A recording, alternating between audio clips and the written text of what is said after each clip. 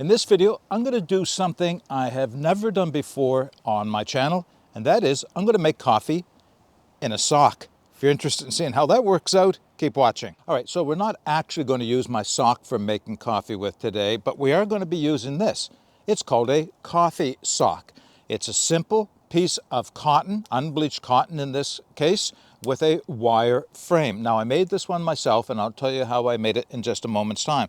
But I guess the better question is why would you even want to use cotton for making coffee? Well, it turns out that it has some real advantages. It has a few disadvantages we'll discuss as well.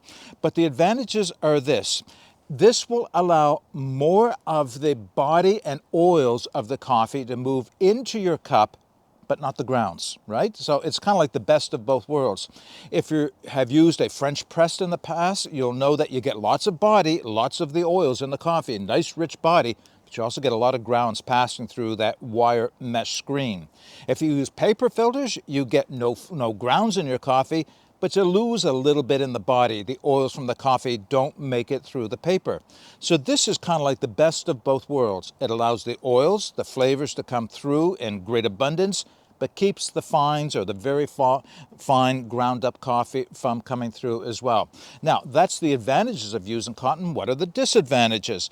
Well, cleaning. Basically, that's what it's all about. When you use this, it will stain and it will hold some of the grounds in it, so they require frequent washing. In fact, that's the key thing to using a cotton coffee sock, is to keep it clean. I'll give you some tricks towards the end of this video, and I'll put some tricks or some things I've learned about keeping them clean in the video description if you have an interest in it. So I said I made this one. How did I make it? Well, I just happen to have quite a big roll of unbleached lightweight cotton at home, 100% cotton, and I've been using it for a variety of small projects, making coffee socks and maybe little sacks and things like that with it. And it occurred to me that why don't I try and make a filter for my coffee? So here is where things actually began. So this is a number 2 Melita paper filter for a pour over. You've seen these before. They're very common. They're very, very inexpensive. They're very easy to use. Put them in your Melita cup and or whatever kind of pour over you have. Put your coffee in, pour your water in, drains through, right? And it does a good job of it. Then you just pull this out and put it in your trash bag to take home.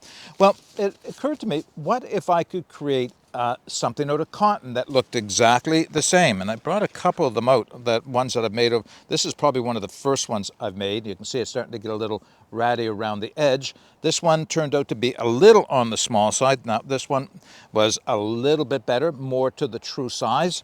And here's one that I have now that I have not even used yet, but it's, oh, two of them, sorry. Drop one on the ground. I just took a piece of cotton, used the cotton or the paper filter as a pattern, laid it out, traced it around, and cut the material out and sewed up the side, and I was all good. There we go. There is my pour over filter for use in my pour over device. So that worked out really well. So that's where things started. But I also wanted to see if I could make tea bags out of them. So a small sack that I could put the coffee in, cinch the top, drop it into a cup of water, let it steep or let it extract all the coffee through the cloth bag, and then be able to pull it out, let it drain, and of course dump it out later. Well, I have two of them that I've had with me for quite some time. Here's one I made, I can't even tell you how long ago. You can start to see how ratty it is getting around the edges, and it works well. So all I did is, again, made a rectangle, sewed it around, channel at the top, drawstrings at the top that I can close it off with the coffee, and then I put it in a cup of hot water and let it steep for, well, it takes a little experience to know how long. There's one that I have not used yet, so let's give you an idea. Simple things to make. I'll put a few dimensions of this one in the video description if you're interested. And the reason is I've experimented with different sizes over time to see what's best. And what I've found is the larger the bag, to a limit, the better off you are. You want room inside of the bag for the water and the coffee to mix and move around. So a small, tight little bag, it won't get the extraction you will when a larger bag, because the water just can't mix through. It's a solvent. Water's a solvent. It has to pass through the coffee to extract all that goodness out of it. So make yourself little bags. I think this one is 4 inches by 3 inches, finished size. And again, what I did with these is I put the bags themselves in boiling water just to make sure they were pre-shrunk before I sized them and cut them to size so that they wouldn't shrink again after the fact. So that's where the history of these came from, is making first off the cones and then these tea bag style ones. But then it occurred to me, I wonder if I could make ones for my AeroPress. So I took the paper filters from my AeroPress, traced them out, and lo and behold, you can make paper or cloth filters for your AeroPress. And what a great cup of coffee these actually make. That, again, allows the oils, the flavors to come through, but not the ground. So you get a clean cup of coffee, but you get one with more richness, more body to it. All right, so back to this one. How did I make it? This one is, I think, the second or third one I made, and the reason is I was experimenting with size. Now, if you're familiar with coffee socks made from cotton, you'll know that they come in a variety of sizes. Some of them are like this with the wire frame. Some of them are almost as long as a sock itself. It's a longer device. It's usually suspended by some type of a device to hold it over the cup, so it acts as both an immersion brewer, meaning the coffee and the water sit together for a period of time, but also as a percolation type of a device where water can pass through. So you can use this either as a pour over. I could put this right inside one of the pour over devices and it would work because it's the right size for it. Or I can put it right in my cup with the coffee and let it brew in the cup, which is what we're going to be doing today. It doesn't get any simpler than this. The only trick is, as I said, cleaning them. Now let me give you the one hint I'll do right now. If you make yourself one of these things, you're going to want to clean it out the best you can as soon as possible. If you can't get it well cleaned out right away, drop it into a plastic bag, seal the bag up, take it home so that it remains damp the whole time, and then wash it out. What you don't want to do is, if at all possible, is to allow the coffee to dry in the cotton, because it's going to get a lot harder to get the stains out afterwards. Now, there are materials you can buy, they call them descaling, that are sold for cleaning coffee machines out, so they're food safe.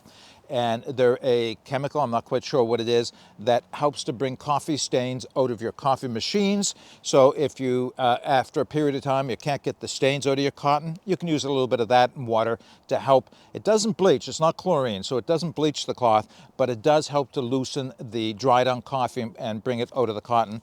Or after a period of time, if you're just not liking the look of it, make a new one. They're not cheap, or they're not expensive as far as that goes. Okay, so that's all the cotton coffee devices I have, but I do have something else I want to share with you, because this actually came to me, the suggestion for it came to me from one of my viewers, and the question or the comment was, why not use a nylon, like a lady's nylons, either the full size or the short ones, and brew coffee in those? Can you do that? The answer is yes, you can. It's a little finicky. I have not tried it. I don't think my wife wants to donate a pair to the cause for me to try it with. But it occurred to me that there are commercial versions of exactly that you can buy and do exactly the same thing with. And let me just show them to you. So, GSI. Now, GSI makes this filter. Again, it's a nylon, do you see? A nylon pour over, just like a pair of nylon socks would be, that can go in my pour over device, cone shaped. And this one, which is a complete ultralight pour over device. So that sits on the cups. I've used this in a few other videos. That would sit suspended over top of my cup. My coffee would go in, my water gets poured through, all the flavor goes through, all the oils. But now I will tell you, I occasionally do get a few grinds going through this, but they're very, very fine. I mean, look how fine that mesh is. All right, so this does work. So yes, you could use a pair of nylons, and theoretically, yes, you could use a sock, but there's other choices out there. I don't think I'll be using my socks for making coffee. All right, my water is on for a boil. I'm going to set up and I'll show you how I use my coffee sock for making coffee. All right, my water's hot. Put my coffee sock down the side of my mug. And I think today I'm only going to make about 8 ounces, maybe a little bit more so. 2 scoops of coffee, ground fairly coarse, not overly coarse, but not overly fine. You will work with just about anything. As far as that goes, turn the kettle off and pour it in. Now, unlike maybe if I was doing a pour over, I might put a little bit of water in it like I just did, let it soak up, the coffee that is, soak up the water. They call it a pre-soak. And then pour the rest.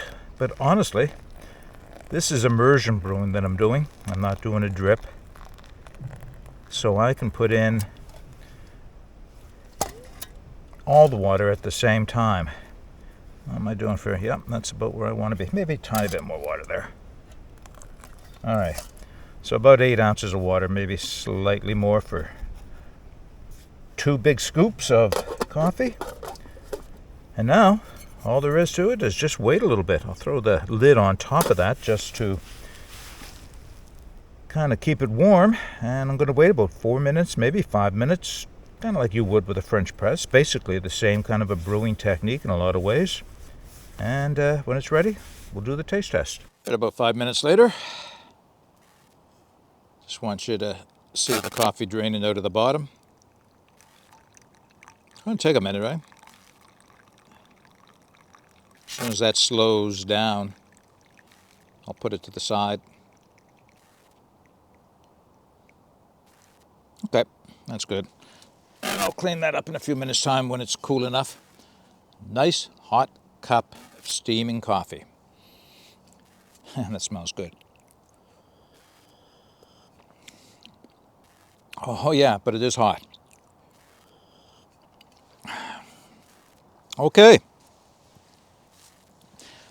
I can't imagine any way of making coffee simpler than this that still turns out a good cup of coffee. I mean, I know people will say, cowboy coffee is simpler. Yeah, it's simpler, but it's harder to clean up afterwards. There's always coffee in the bottom of your pot you have to get rid of and do something with. And you get a lot of grounds in the bottom. And even with the best techniques, you can still get grounds in your coffee, at least a little bit of sludge in the bottom of your cup, if not, outright grounds. So it may be simpler, but it doesn't necessarily turn out a better cup of coffee or even as good a cup of coffee. This is got to be the simplest way of making coffee and the least expensive way. Well, okay, first you have to get yourself some cotton. But once you've made your coffee sock, you have it. You just have to maintain it. Keep it as clean as possible so there's no residual oils that are going to go bad and flavor the next cup of coffee the way you don't want them to. It'll work out well for you. At least give it a try. That's what I'm going to suggest. And if you want to try the nylons, give the nylons a try. Let me know how they work out for you if you do. I've used the GSI ones. I just haven't used any of my wife's ones yet. Anyway. Okay, that's all I have for you today. I enjoy bringing my alternative ways of making coffee to you, the simple ones, the complex ones, so that you have a variety to choose from. If you're interested in this topic of making coffee in the woods, I've got a whole playlist of them, quite a few different things, and many more to come yet. If you have any suggestions for another way of making coffee out here in the woods, let me know what it is in the comment section. Maybe I'll give it a try in a future video. All right, until next time, get out and explore. Take that path less traveled, because it will make all the difference. Bye for now.